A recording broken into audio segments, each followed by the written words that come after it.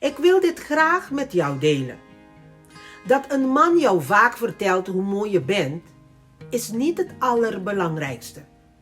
Dat deze man met jou samen wil wonen, doet er eigenlijk ook niet toe. Dat een man jou als zijn vriendin laat zien en voorstelt, betekent niet dat er een echte verbintenis is tussen jullie.